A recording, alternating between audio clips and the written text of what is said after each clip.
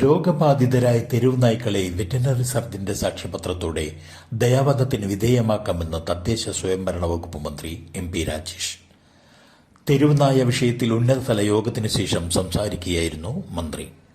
അഹമ്മദാബാദ് വിമാനത്താവളത്തിൽ നിന്ന് പറന്നുയർന്നതിനു തൊട്ടു പിന്നാലെ എയർ ഇന്ത്യ ഡ്രീം ലൈനർ വിമാനം എങ്ങനെ തകർന്നു വീണുവെന്നതിൽ അന്വേഷണം നടക്കുന്നതിനിടെ സീനിയർ പൈലറ്റിനെ സംശയം നേളിലാക്കി അമേരിക്കൻ മാധ്യമമായ വാൾ സ്ട്രീറ്റ് ജേണലിലെ റിപ്പോർട്ട്.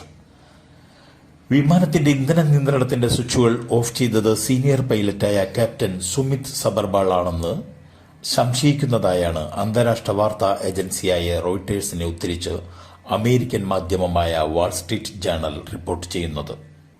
സ്കൂളിൽ നിന്നും ഷോക്കേറ്റ് വിദ്യാർത്ഥി മരിച്ചു. തേവലക്കര ബോയ്സ് സ്കൂളിലാണ് സംഭവം. 8ാം ക്ലാസ് വിദ്യാർത്ഥി 13 വയസ്സുള്ള മിഥുൻ എന്ന കുട്ടിയാണ് മരണപ്പെട്ടത്. സ്കൂൾ കെട്ടിടത്തിന് മുകളിൽ വീണ ചെരുപ്പ് എടുക്കാൻ ശ്രമിക്കുന്നതിനിടെയായിരുന്നു മിഥുന് ഷോക്കേറ്റത്. ഇന്ന് രാവിലെ 10:30 സംഭവം. സുഹൃത്തുക്കൾക്കൊപ്പം കളിച്ചുകൊണ്ടിരിക്കെ സ്കൂൾ കെട്ടിടത്തിന് മുകളിൽ കുട്ടിയുടെ ചെരുപ്പ് വീഴുകയായിരുന്നു. അതെടുക്കാൻ ശ്രമിക്കുന്നതിനിടെ വൈദ്യുതി കമ്പിയിൽ പിടിച്ചതാണ് ഷോക്കേൽക്കാൻ കാരണം. ഉയർന്ന വോൾട്ടേജുള്ള വൈദ്യുതി ലൈൻ താഴ്ന്നു കിടന്നതാണ് അപകടത്തിന് കാരണമായതെന്നാണ് പ്രാഥമിക നിഗമനം.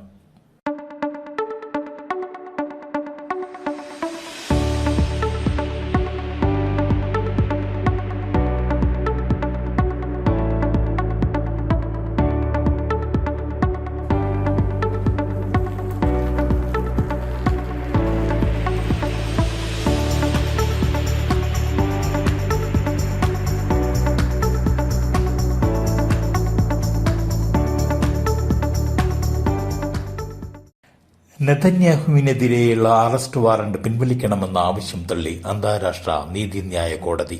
ഗസയിലെ യുദ്ധത്തിന്റെ പേരിലായിരുന്നു കോടതി നെതന്യാഹുവിനെതിരെ വാറണ്ട് പുറപ്പെടുവിച്ചത്. ഇത് പിൻവലിക്കണമെന്നാണ് നെതന്യാഹു അഭ്യർത്ഥിച്ചത്.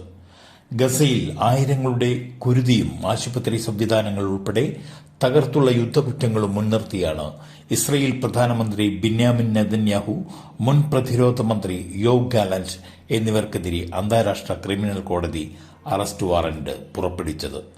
ഗസ നിവാസികൾക്ക് ഭക്ഷണം, വെള്ളം, വൈദ്യസഹായം എന്നിവ നിഷേധിച്ച നടപടി കൂട്ടമരണങ്ങൾക്ക് ആക്കം കൂട്ടിയതായി കോടതി നിരീക്ഷിച്ചു. ആസൂത്രിത അതിക്രമങ്ങളും കൂട്ടക്കുരുതികളുമാണ് നെതന്യാഹുവും യോവ് ഗാലന്റും ഗസയിൽ നടപ്പാക്കിയതെന്ന് വിലയിരുത്തിയാണ് കോടതി നടപടി. എന്നാൽ ഇസ്രയേലും അമേരിക്കയും കോടതിയെ അംഗീകരിക്കാത്ത സാഹചര്യത്തിൽ തുടർ നടപടികൾ എളുപ്പമാകില്ലെന്നാണ് വിലയിരുത്തൽ.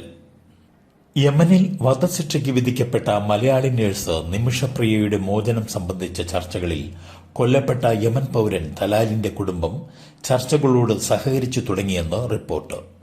നിമിഷപ്രിയയുടെ മോചനത്തിൽ ശുഭപ്രതീക്ഷയെന്ന് സൂചന.